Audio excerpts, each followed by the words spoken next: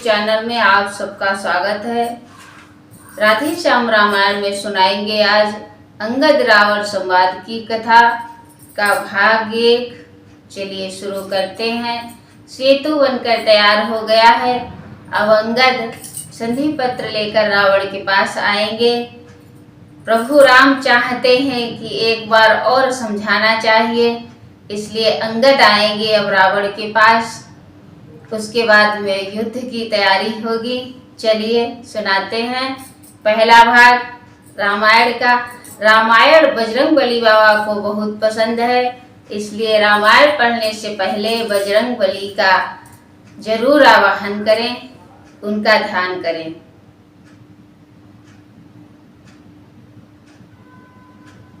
जय बजरंगबली बाबा, जय श्री राम।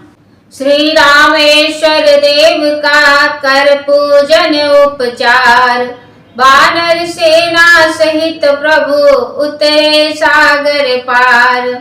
वहां पहुँच कर दिवस जब बीत गए 2-4, तब प्रभु मंत्री गणों में करने लगे विचार। हे भाई बतलाओ आगे, अब कैसे पांव बढ़ाना है। लंकापति तो चुप बैठा है, कुछ खबर नहीं क्या ठाना है। हम तो उसके घर आ पहुँचे, वह नहीं युद्ध में आया है। लंका के द्वार बंद क्यों है, कुछ भेद नहीं इसका पाया है। प्रथम विभीषण ने कहा सुनिए कृपा निधान, रावण साधारण नहीं है सुजान बलवान। दरवाजे बंद देख करके यह समझ ले डरता होगा, अपने सचिवों के साथ वहां वह भी विचार करता होगा। कुछ दिनों और देखिए राह यह वीर नीति कहलाती है। रिपु को भी युद्ध प्रबंध हेतु थोड़ी मोहलत दी जाती है। मोहलत का प्रस्ताव सुन बोल उठे बजरंग, नीति शास्त्र का इस समय छेड़ो नहीं प्रसंग। 2-4 दिनों की यह मोहलत मुझको तो बहुत खटकती है। एक एक घड़ी सीता माँ को वर्षों की नाई कटती है। वृक्षों और पत्थरों से रावण का दुर्ग ढहा देंगे, चुटकी में द्वार किवाड़ तोड़ लंका में प्रलय मचा देंगे। जब राजभवन को तोड़ेंगे तब तो निश्चय घबराएगा, सीता जी को दे जाएगा या खुद लड़ने को आएगा। फिरंगी की बात सुन बोल उठे कपिराए, जय पाने के लिए है या भी उचित उपाय। फिर भी मेरी या सम्मति है, निज दूत प्रथम भेजा जाए। जो बैरी के मन का बल का सारा ही भेद लगाए। संभव है शत्रु सुलह कर ले, तब तो विचार यह सुंदर है। इस कटने मरने से पहले उसको समझाना बेहतर है। तुम बुद्धिमान हो हनुमान, कहते हो बात ठिकाने की। फिर एक बार बस तुम्हें वहां तकलीफ उठाओ जाने की। जामवंत कहने लगे है तो ठीक विचार, पर हनुमत ही जाए फिर यह न हमें स्वीकार। रावण अवश्य यह समझेगा सारा आधार इसी पर है। आता है यही बार बार, इस कारण यही दिलावर है। जो कुछ सुझाव रखता हूँ मैं, इसमें है नीतिमान भी है। इस बार भेजिए अंगद को, या समझदार बलवान भी है। उठे अपना नाम सुन अंगद बल बुद्धि धाम, प्रस्तुत कोई कर न दे और दूसरा नाम। प्रभु बोले वाली तने तुमको हम पुत्र समान समझते हैं, लंका में दुश्मन के घर में इसलिए भेजते डरते हैं। फिर उचित नहीं है दूतकार किष्किंधा के युवराज तुम्हें, कपिपति सेना संचालन का शोभा देता है काज तुम्हें। अंगद बोले सिर नवाज सुनिए कौशलनाथ, रखिए आशीर्वाद का मेरे सिर पर हाथ।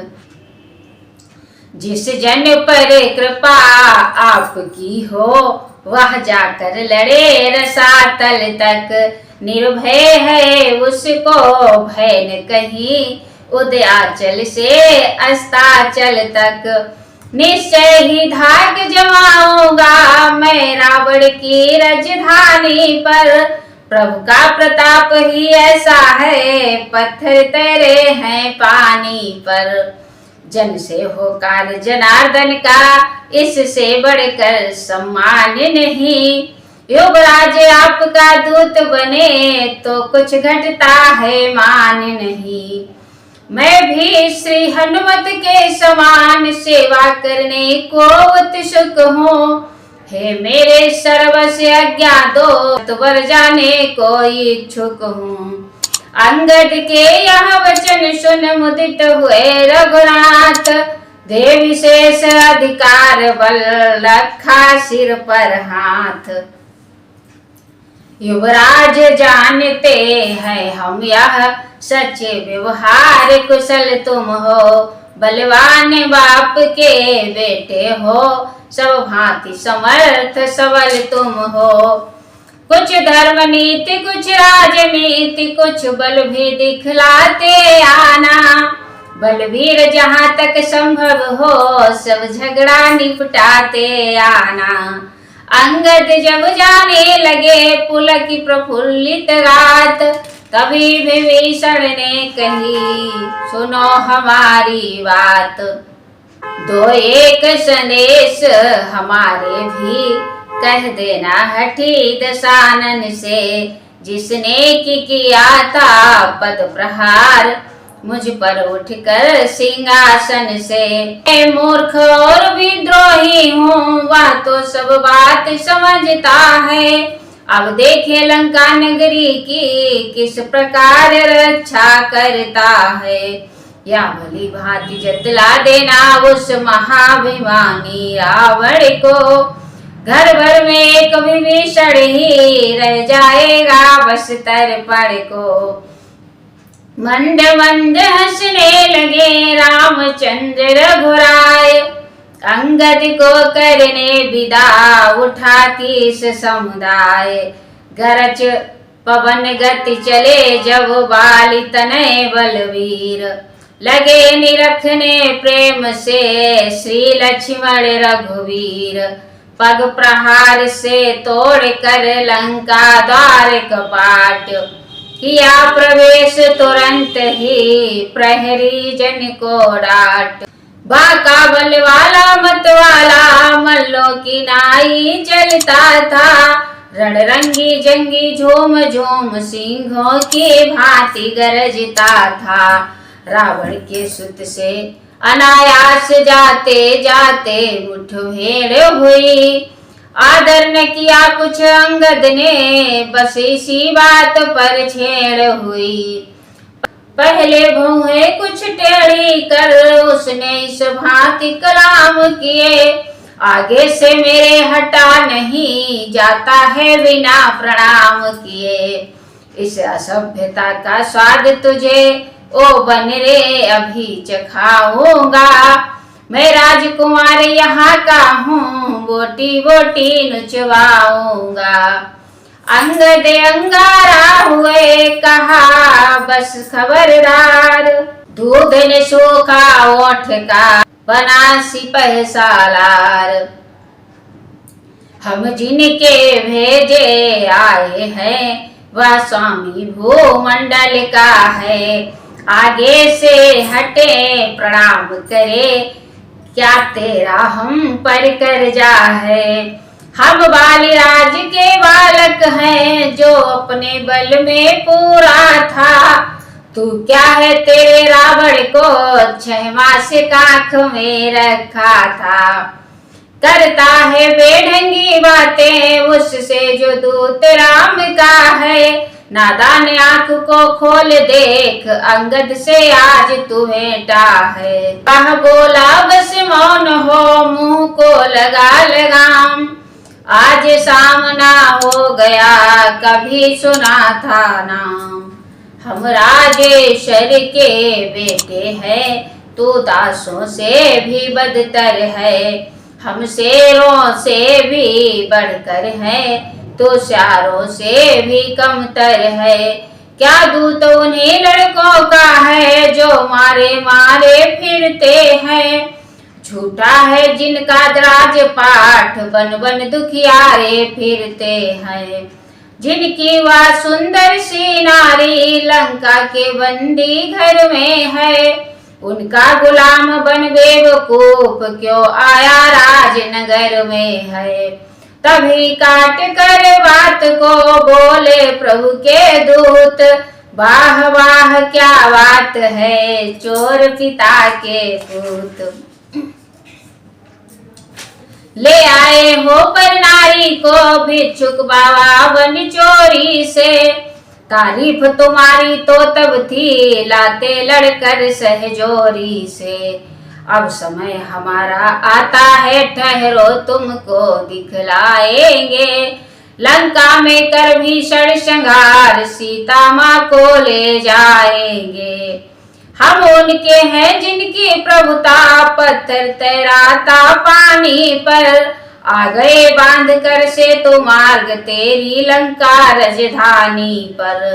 जिनका छोटा सा दूत एक अक्षय कुमार को मार गया। लंका में भीषण आग लगा बेखौफ समुंदर पार गया।